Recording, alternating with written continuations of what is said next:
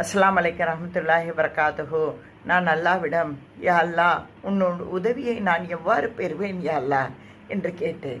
அதற்கு அல்லாஹு தாலா, நீ தொழுகையின் மூலமும் பொறுமையின் மூலமும் என் உதவியை நீ பெற்றுக்கொள்வாய் என்று கூறினான்.